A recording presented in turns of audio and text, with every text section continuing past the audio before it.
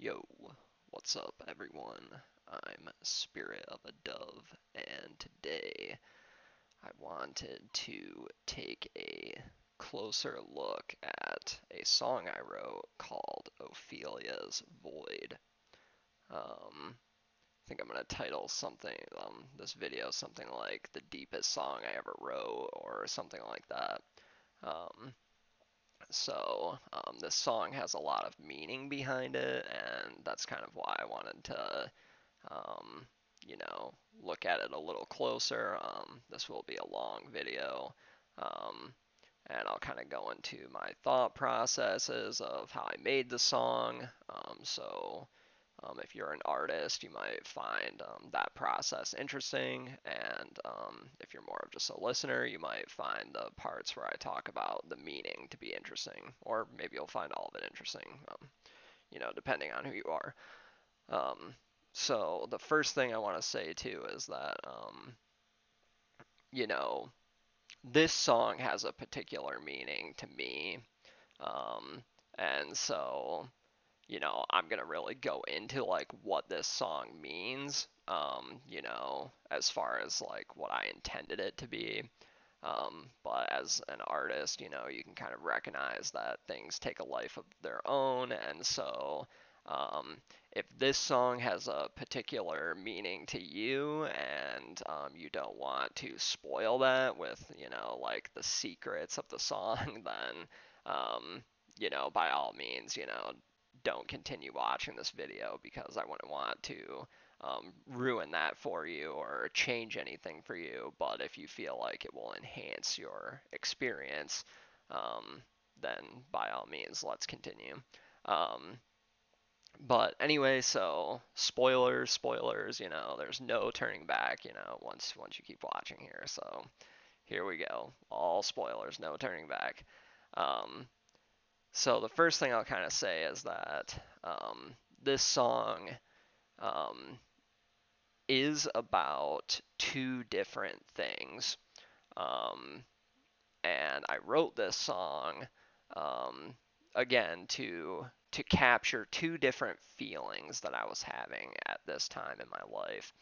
And the first feeling was going through divorce.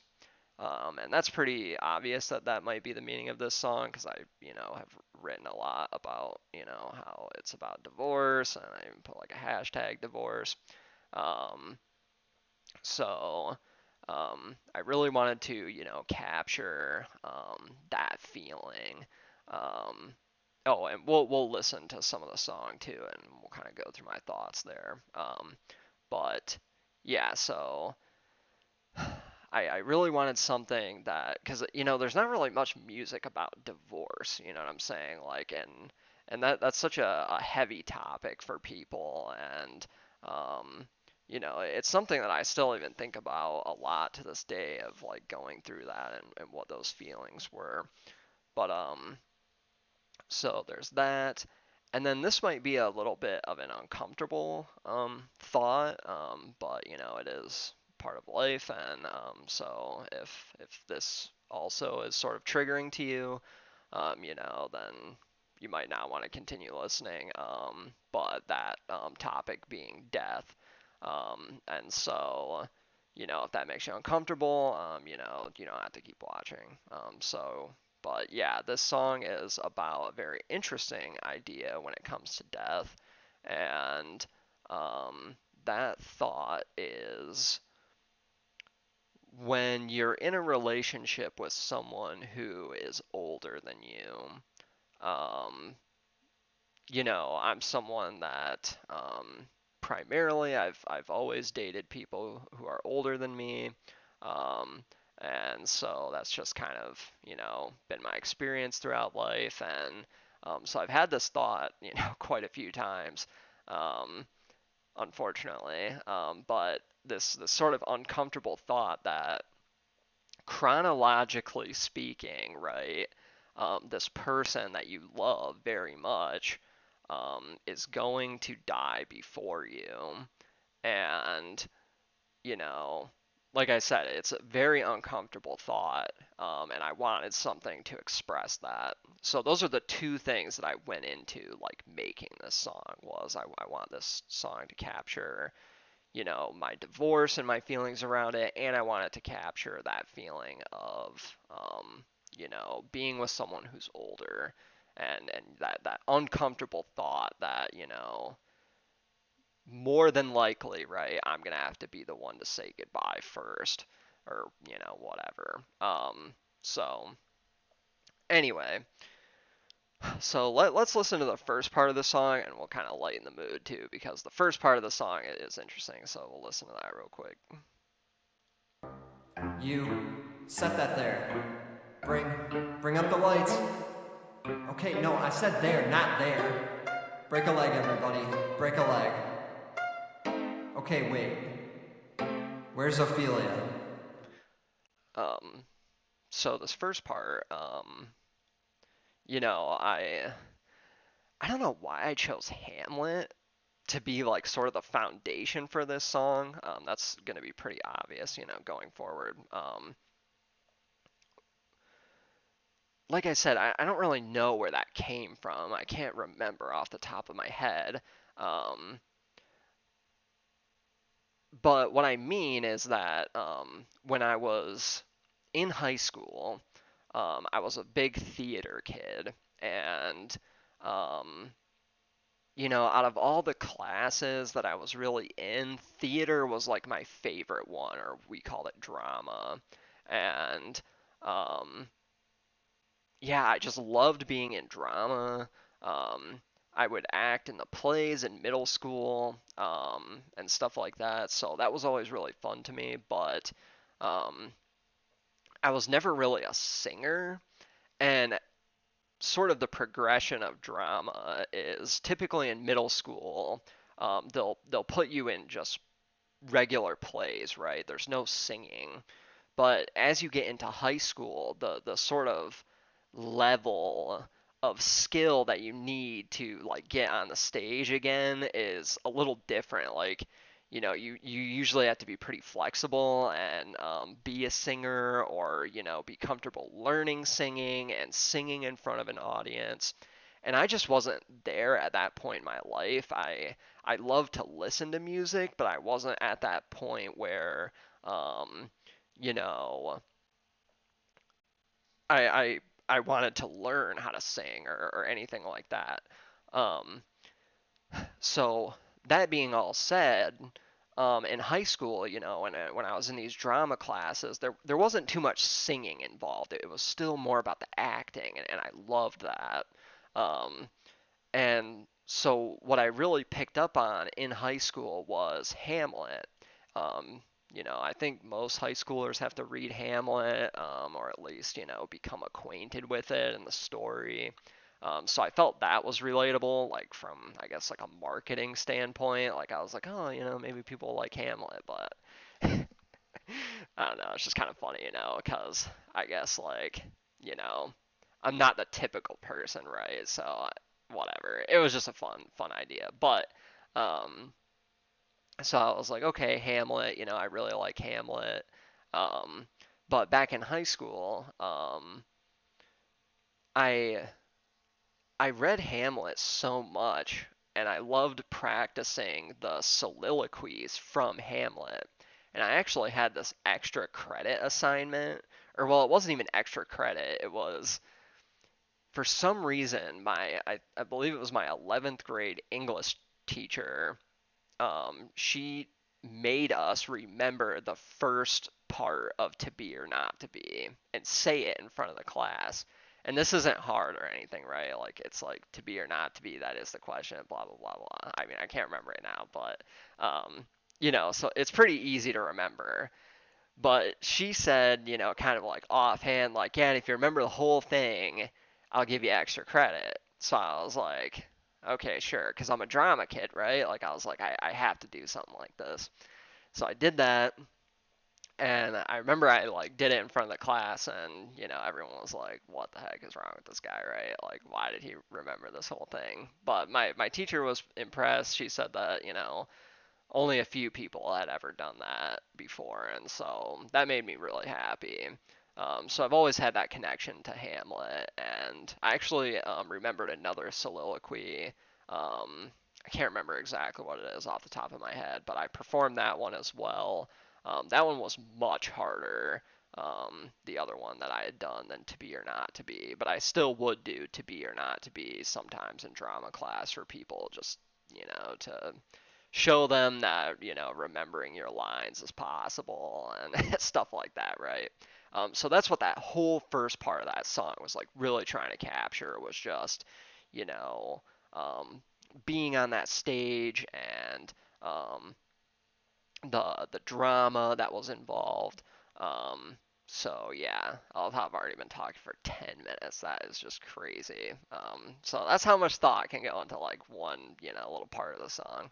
Um, Hopefully we'll kind of speed things up here, but so I said break a leg, break a leg, everybody. That's a pretty common thing. You'll hear that in drama or like plays. It just means good luck. Um, and I guess another interesting part about this is I really tried to make myself sound like the director of the show that's about to happen, which is, this play of Ophelia's Void, or whatever is kind of happening, right? Um, and that was something else that I did as well when I was probably in like 11th or 12th grade. Was I did direct, sort of a class project or a play, and I found a lot of fun in that leadership position. And it's kind of one of the few things that I've ever done as a leader. And I took that really seriously, and because I've had experiences where I didn't have like the best director, or I would forget my lines, or things like that, and so I just tried to be a director that you know um, encouraged everyone, and made sure that we were on task, because I've had really embarrassing moments on the stage. And I tried to tell them, like, you don't want that to be you. You do not want to forget your lines on stage, because it is an embarrassment that I just can't even tell you. So anyway, um, yeah, kind of going on here. I say, okay, wait, where's Ophelia, right? Now that's already right, like a precursor to that death feeling that I was talking about, because you know this is kind of the first thing, right, that you're gonna think about when someone is gone, right? Like, where are they? And again, it's kind of a sad thought, maybe a little uncomfortable, but it's true, right? Like, I feel like you kind of wake up one day to someone who's gone, and it's like, where are they, right? So even though my voice might not fully capture that in the song, just because musically, that's it's different, but in the lyric, that's definitely what it means, right? Um, so yeah, so that's pretty much that whole thing. And we'll kind of keep listening here. Remind me of the happy days.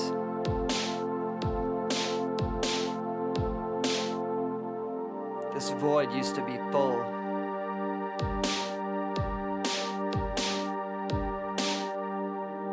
Memories of her swirling around me.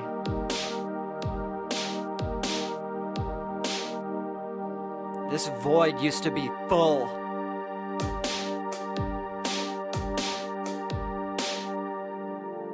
Her words only haunt me now.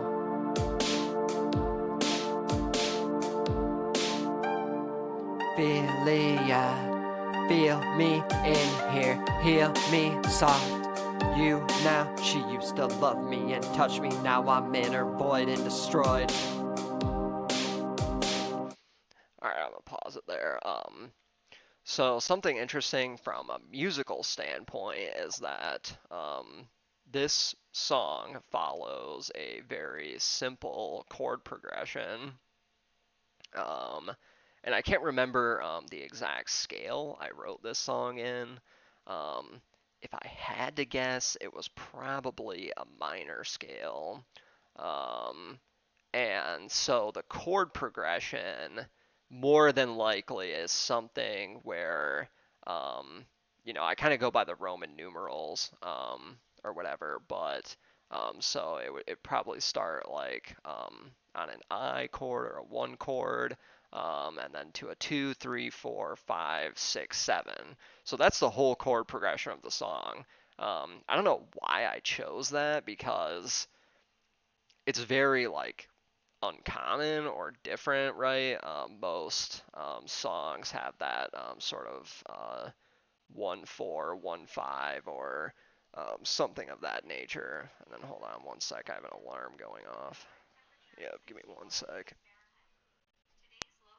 Um, but anyway, so that was kind of you know, what I was thinking. Um, but I'm kind of looking over the music again. Um, so yeah, so in pop songs, that's usually how it goes. Like I said, it is that 1/4, 1/5 in the chords, and so I knew that this song wasn't going to be like a banger or anything like that. That was never the intention of this song, and I don't really know why anyone would make like a banger about getting divorced, right? Or all these feelings. Um, so that's kind of the thing was I was like, I can't make it sound like that. That's not gonna sound right. Um, and so that's kind of something that I encourage other artists is, if you're trying to capture like a very specific feeling, go with what that feeling leads you towards, Um, if you want to create a pop song or a banger, like, stick to, what's popular, what is everyone else doing. But if you're trying to capture something unique, then, make your song unique and make it different. So that's really the chord progression of the song. And so with each chord, I wrote a lyric to match the feeling of that chord. So if the chord was sad, then I sort of went with a sad lyric. And you can kind of see that too. It I can't really tell entirely, but so it says remind me of the happy days. So the fact that I use the word happy, that might mean major or minor, I'm not sure. Um, but her words only haunt me now, and this void used to be full. That had to have been like minor chords or around that area, right? And there's like diminished chords in there too, I think. So um, that's probably why I said memories of her swirling around me. Um, but um, yeah, so kind of going over this whole verse in general is this is really capturing how I felt about my divorce, and um, because I don't know, like when I first got divorced, or when the first initial split happened, right? I didn't really feel anything. Um, like I knew my life was changing, and I was really sad about that. We had come to terms with it. We'd been married for 5, 6 years and together for even longer than that. So we knew that our life paths were changing, and all these different things, right? Um, and so, like I said, it was probably about a month into it, like after the split. And, I guess I did start to get really, really sad in general. I was really hurt, and, I didn't really like so much that my life was that different now. Because I was really used to, that routine and all the things that my marriage had brought me. And so that's a lot of what this goes into, is remind me of the happy days. And then these memories of her swirling around me, that's definitely true. Like that feeling of divorce is, you have all these memories of that person, and they're impossible to forget. You'll never forget those days, those good days that you had with them. Um, and I said her words only haunt me now. That's these feelings of it's so hard to hear from someone for however many years that they love you and all that. And of course that's true. I was loved and all these things, right? Um, but after the fact, right, it's kind of like that haunting feeling, like would someone who loved me do this to me or whatever. And again, like, I'm not blaming, I have the best like friendship with my ex-wife to this day, so um these are just like feelings that I sort of captured from these moments. It's not, so black and white, right? Um, so even though this is a sad song, like, um, everything's good, But it does sound kind of funny when you're listening to what I have to say at first. Um, oh, this is interesting. I don't think we'll keep listening. Ophelia, feel me in here, heal me soft.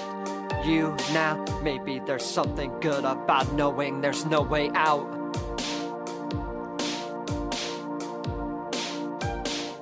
Ophelia, feel me in here, heal me soft. You now, no, I need her, this can't be real.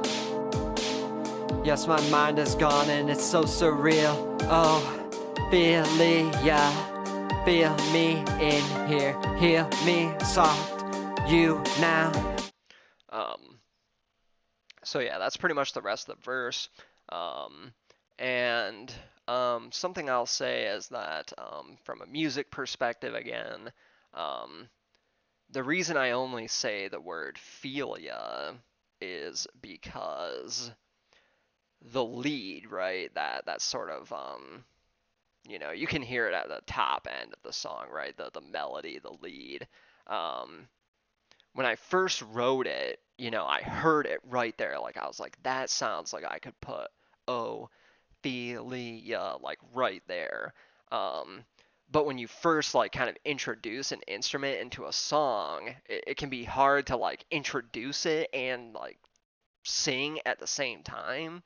And so I was like, I have to cut off this O sound from the song or from that part. Like, I have to introduce the instrument and then right away get to it. And then it sort of became a theme, right? Like, it's like that ding and then Philia. And I thought it fit well. I thought it was catchy, so that's why I went with it. Um, and then the feel me in here is a little bit of repetition. I thought Felia and feel me sounded similar. Um, and then I rhymed feel me with heal me. So feel me in here, heal me soft. That's actually a Hamlet from Hamlet. So he says, um, I don't think he says heal me soft. I think he says like hear me soft or something like that. But that's definitely from Hamlet. That sort of section right there. And I'd probably ad lib the you now or something like that. Or no, no, no, no. Actually, yeah, he says it just like that. I think he says hear me soft you now or something weird like that. So I took that part, like I said, straight from Hamlet. Um, so definitely interesting. Then uh, I said she used to love me and touch me. Now I'm in her void and destroyed. So again, that's more those divorce feelings. And here's the thing too. Like I said, every time I say like divorce, really, like I said, it could be both things. About that feeling of somebody dying that's close to you as well. because I've sort of mixed the ideas so well together that it's hard to really pull them apart. Um, because not only do you have the two separate ideas, but also if you take divorce, it becomes this mix of this person isn't in my life anymore the way I used to know them. And it almost feels like they died, right? Because that person that you had all those memories with, that's never going to happen again. Um, and so it has this very similar feeling to death. And even though I can still see this person to this day and talk to them and all these things, it's not the same, right? And so it's a different feeling. It's hard to really put into words or wrap your mind around. It's really one of those things where unless you go through it yourself, it's hard to really imagine how it feels. But I wanted a song to express that. Um, but then I wrote, maybe there's something good about knowing there's no way out. Um, Now, this is kind of interesting because this line also has to do with actually dying myself. So, you know, there is no way out of life other than dying, right? So, um, that was something that I felt good writing. I really enjoyed this line a lot because it captures a lot. It captures the two topics that I really based this song on, and it was something deeper, about life in general. So I really like this line a lot. It's just there's something about this line that I really like, and it's just yeah, maybe there's something good about knowing there's no way out. I mean, there's really no other way to put it. There's no way out of um, the divorce. There's no way out of dying. There's no way out of the person that you love that chronologically speaking is older than you or whatever. Um, it, more than likely will die before you. So even though that's such a negative thing, maybe there's something good about it. In the sense that, you know, letting go of those feelings and living life in the moment and enjoying things and taking control that way is sort of like what made me happy about this line.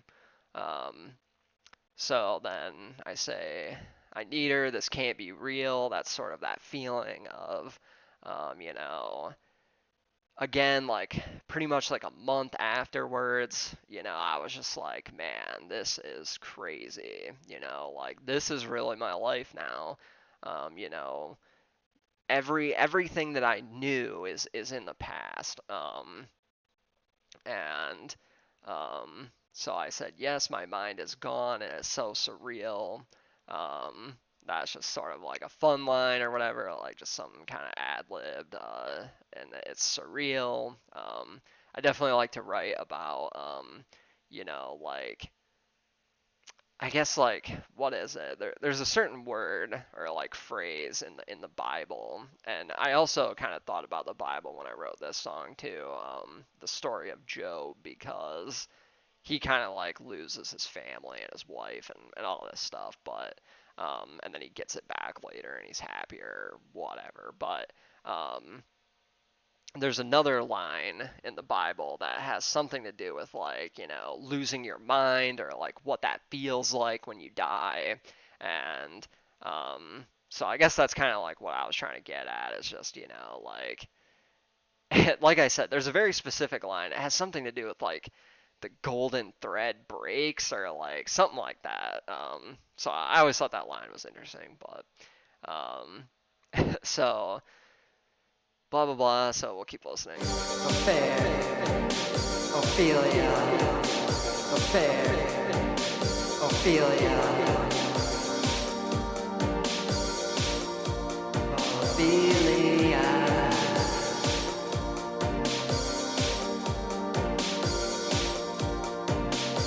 fair, Ophelia, Ophelia, you are gone. Um, so yeah, that was pretty much the whole verse of the song.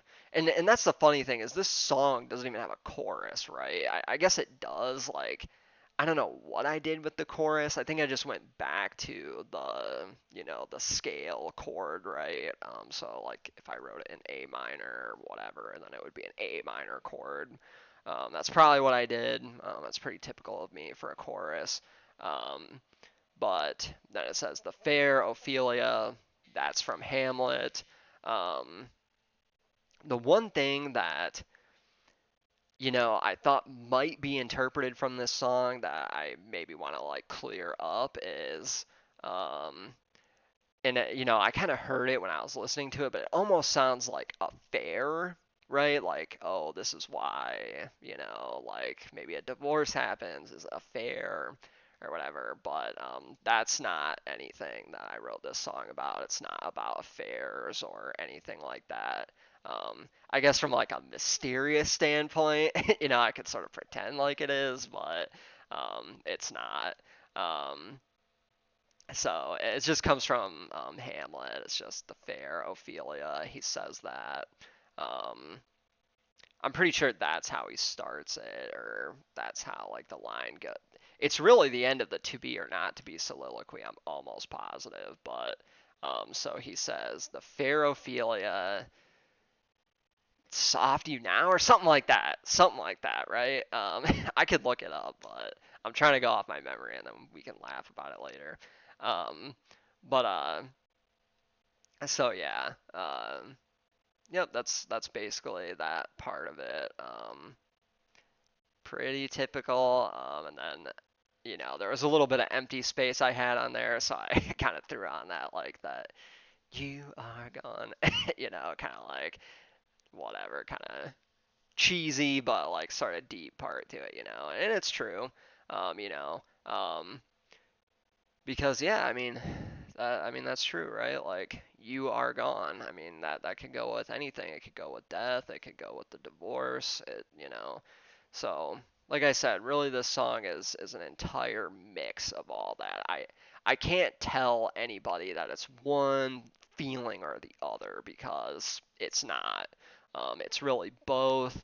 And I typically don't write songs to be so binary because I personally don't enjoy binary feelings. I like the whole color spectrum, so to speak. And, so the more meanings that the song has, like, the better to me. Like, that makes me feel like it's a better song. Um, so, yep. Now, this is, we'll kind of get into one of the more interesting artistic parts of this song that I decided to do. So we'll keep listening. Really, what's kind of happening is I repeat everything that just happened. So all of the lyrics that I just said, I just repeat them, but then I sort of add in some extra like what I would call ear candy, which is just sort of like, um, you know, just adding more to the song, right? That makes it unique or different, but isn't so distracting that you have to like listen for all this new music happening. It's just a little bit of extra to it. So Remind me of the happy days. Ophelia, this void used to be full. Ophelia, memories of her swirling around me. Ophelia, this void used to be full. Ophelia, her words only haunt me now. Ophelia, Ophelia, feel me in here, heal me softly. You now choose to love me and touch me. Now I'm in her void and destroyed. Ophelia. um, so I'll pause right there again. yeah, so really the big ear candy is me saying, Ophelia at the end of, or wherever it fits, in these lyrics or in this kind of line of music. And um,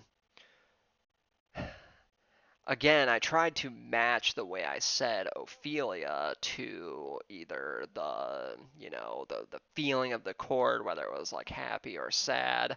Um, and really a lot of these, they do have a sort of specific meaning, but if I were to go through each one of them, it would probably take way too long, um, even for myself, to go and explain. But um, really, a lot of what it has to do with is, this was genuinely a lot of my, um, I guess, like mannerisms when I would like talk to my ex. Um, Now, not all of them. Some of them are just, musically based, but you can kind of sort of hear like, I guess like my romantic voice or, how, I might speak to someone in a relationship. So yeah, I don't know. It's like interesting as far as that goes. But even the ones that are a little bit frustrating sounding or almost angry sounding, right? Because that's something that every relationship has. You know, I can't think of any relationship that has never experienced anger together or at each other or um, whatever it is. And so I tried to capture that emotion in there too, like as genuinely as I could. Um, so Now there's one in here that this one, if I would have never made a video about this, it never would have been known. And so really this is kind of the whole reason I made this video because it's just this is probably the deepest part of this whole song. And it's probably one of the favorite things that I've ever done musically. And I can't really tell you why. I guess it's just I'm a bit of a history buff, and so I enjoy reading history. It's nothing that I study like professionally or anything, but I still enjoy history, and I enjoy to know historical people in the sense of like who they were and what they did, and whether they were good or evil or something in between. Um, I still like to know about them and what their life was like. And so I don't know why I was really studying this at the time. I mean, I've occasionally read about this person, but the person I'm talking about is Napoleon Bonaparte, right? The like French leader or whatever. Um, Maybe it was because I was studying French a little bit at the time that maybe somehow I got thinking about Napoleon or um, something of that nature. Another kind of funny thing about Napoleon is that I guess he was kind of short or something for a leader.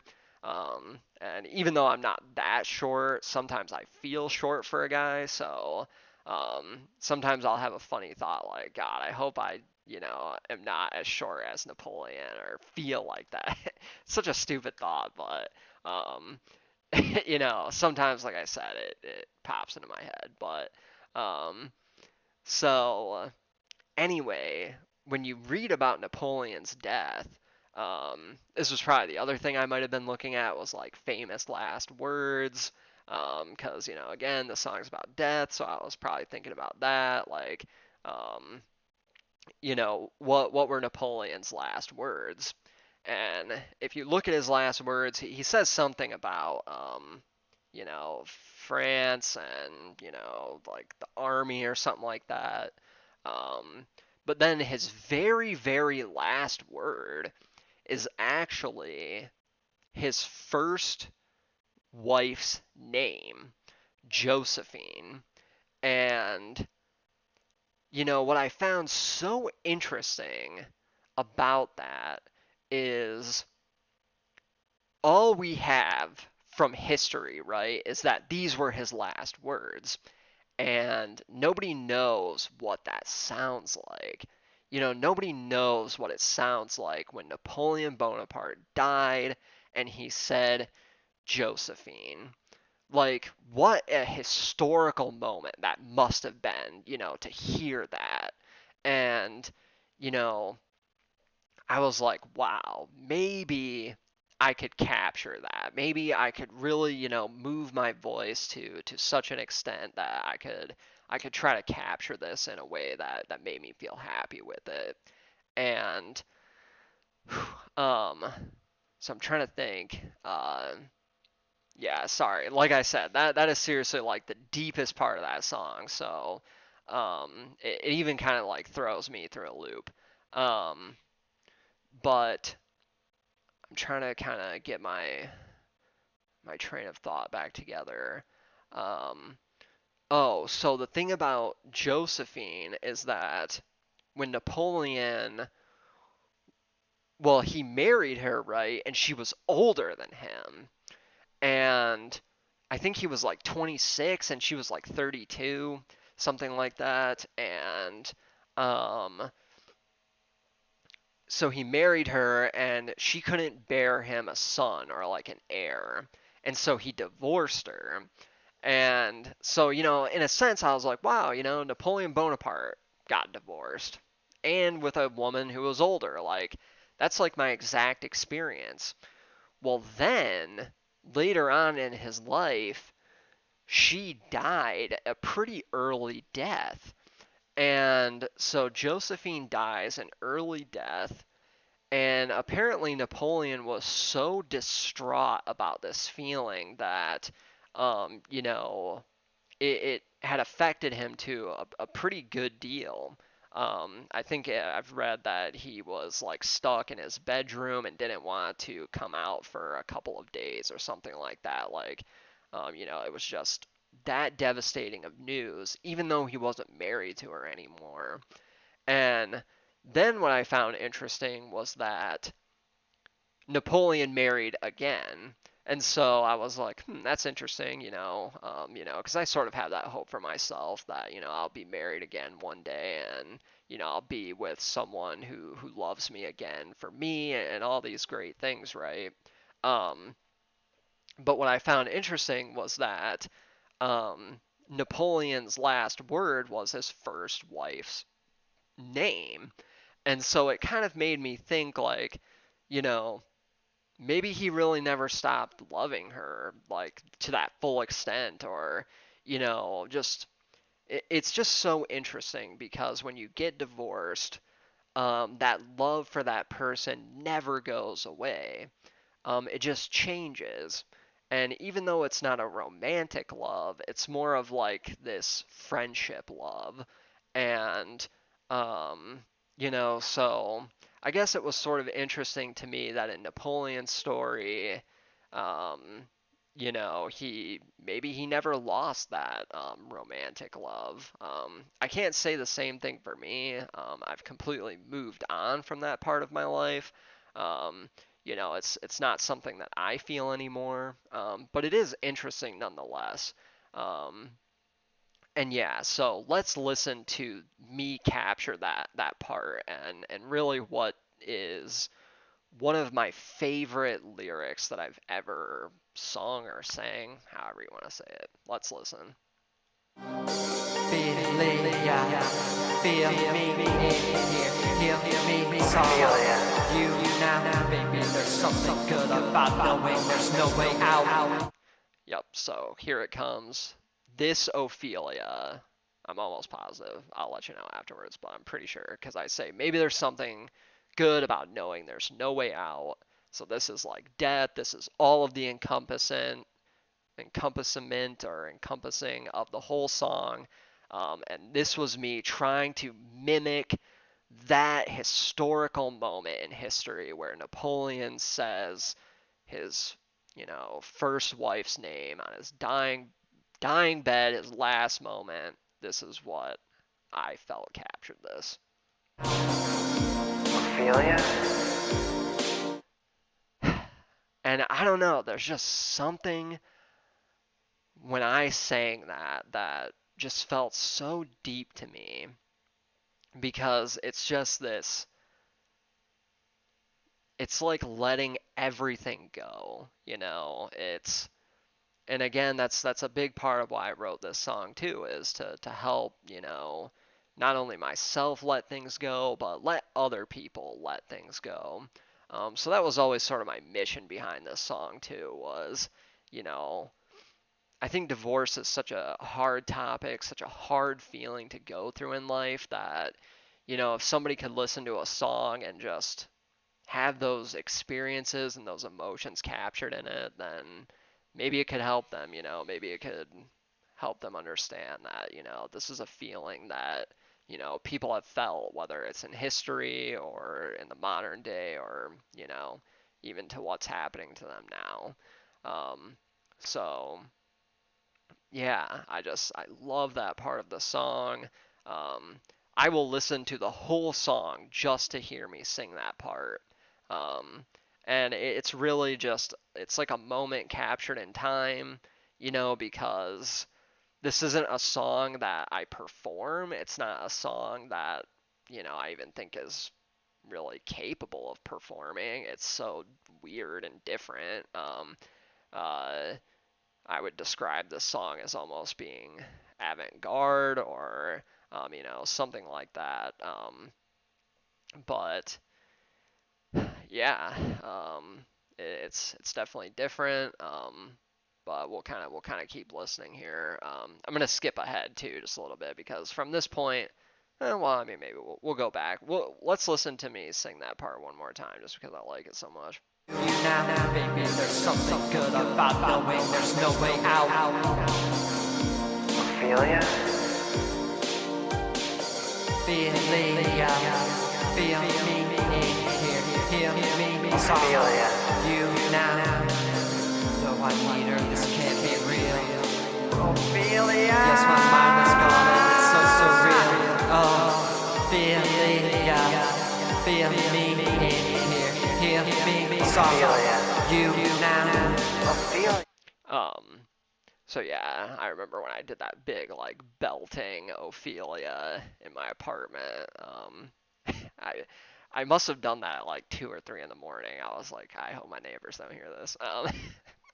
But whatever. Um, so yeah, really funny. Like you know that's sort of me like screaming into the void, you know, of the divorce and the death, just letting it all out. And then I sort of repeat the chorus, and then I kind of put all of those ear candy Ophelias and those pieces, and I kind of threw them in there again. You can even hear the Napoleon Bonaparte um, portion in there one more time, and I'm pretty sure you get to hear it nice and clear again because I really tried to put it in there somewhere where you know you'd get to hear it again. Um, so we'll listen. We're kind of finishing up here. Ophelia. Ophelia. Ophelia. Ophelia. Ophelia. Ophelia.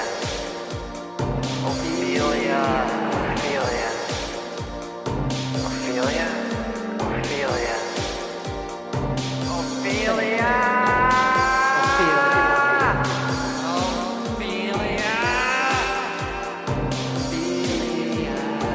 You are gone. You're really gone.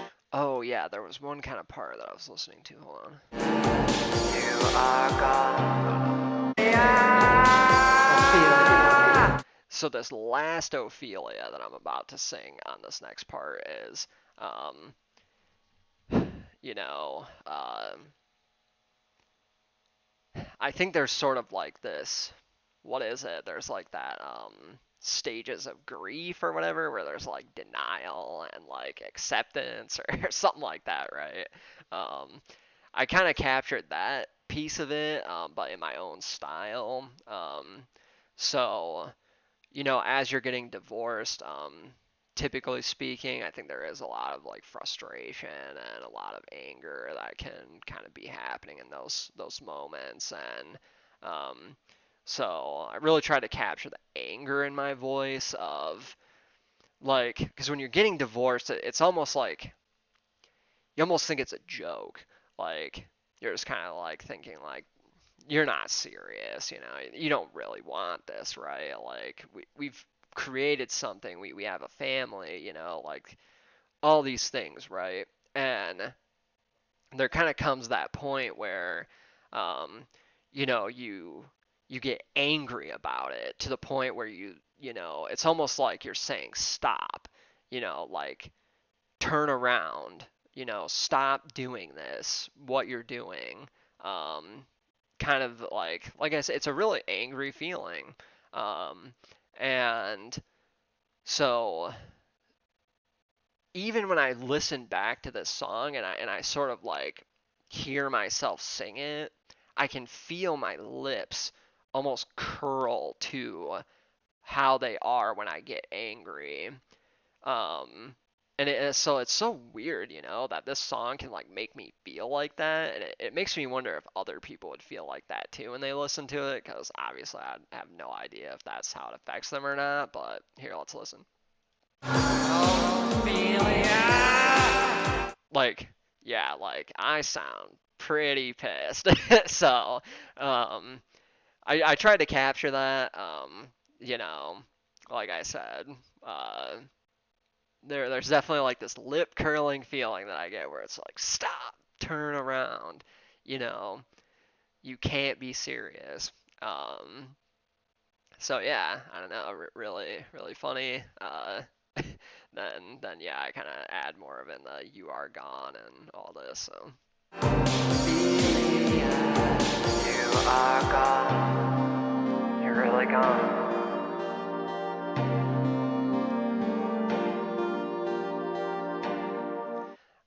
an interesting part about that musical piece is um, when I first made this song, that lead was way more prominent throughout the song, but I actually mixed it down so that you kind of have to listen to the whole song to be able to hear it at maximum loudness. And this is just sort of like I guess like a mixing technique from a musical perspective is, you know, it's sort of like, you know, not like showing all your cards early, and so you really get to hear like what was going on in the background the whole time for that lead and that melody. And yeah, I felt like this that melody really carried the whole song, you know. um, one of the most interesting melodies I've ever written. I just love the sound of it. Really great melody. um, but yep, and then we'll kind of finish up. I loved Ophelia. 40,000 brothers could not, with all their quantity of love, make up my song.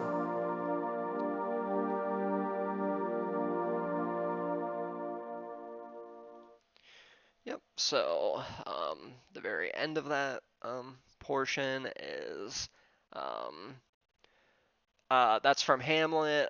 The I loved Ophelia 40 or well, I don't think that I loved maybe it is. I can't tell, but the 40,000 brothers could not, with all their quantity of love, make up my sum. That's definitely from Hamlet. I'm not sure if the I loved Ophelia is. But um, you know that again that goes back to that maybe that friendship love feeling, or maybe even Napoleon's you know that feeling of like even though I lived my whole life, you know, without that partner, or the fact that they passed away, or you know that never stopped my love for them. And um just you know it's such an interesting thing, like 40,000 brothers. It just you know such an interesting number, I guess, like just a very different way to put it. um you know it's almost like that 40,000 brothers, and this may be more of like Shakespearean analytics, but or analysis, but it's almost to the point where you can't even imagine it. You can't imagine what 40,000 people is really like, I guess, or I guess you could if you went to a big enough stadium, but typically speaking, right, like seeing 40,000 people would be crazy. So it's very hard to imagine it, and it's even harder to imagine that, you know, none of those people could ever love that person more than you. And and that's true, I think there's so much truth in that. Um, you know, that's really how strong of a bond marriage is, and that's how hurtful of a bond it is when it breaks. Um, and so I really didn't intend for this video to be so long. Um, but I guess that sort of speaks to, how much thought and feeling really went into this song. Um, when I first kind of started this, I was like, yeah, it'll be like 15, 20 minutes, right? But yeah, I guess I've talked for an hour, so it makes me feel good to have explained that, for whoever watches this, whether it's, now or in the future. Um, I think that, you know, there's a lot of meaning to my music, and all of it might not be so apparent. And so I think unless I talk about it more or speak about it, no one will ever really know. Um, and some things you're more comfortable with that as an artist, but I could let not let the world know that I captured that Napoleon Bonaparte, that historical moment in my voice, or at least what I thought it was, right? I guess that could be up for interpretation if it really captured the moment accurately, but I did try my best. So um, I think that's pretty much all I have to say about this song. Um, yep. Oh, I think the very last thing I'll say is that to this day, this is one of my favorite songs that I've ever made. And even if it's not, like a hip hop song or like a banger or anything, I still love listening to it. Um, I think I think it'll have its day. I'm not sure when that day will be, but um, you know, like I said, I think that someday, there'll be a lot of people who appreciate this song for, what it is and what it was and what it will become and what it means to people. Um, so there's always that hope too, as, an artist that, these songs will, even if they're not popular or anything like that, that they still carry a lot of meaning for people. And even if, even if the meaning is just for me, well, I'm comfortable with that too, because that's kind of the whole point, right? Sometimes you have to make a song that captures a feeling that nobody else has, ever tried to capture before. So um, that's how I feel about Ophelia's Void. One of the most favorite songs I've ever written, and I hope that this explanation, the meaning, gives you a little bit more to the picture and lets you appreciate it even more if you enjoy it. So, thanks for watching. Nice chatting with you, and I hope you have a wonderful day wherever you are in the world, in the past, present, or future. And I hope to see you again. Bye bye.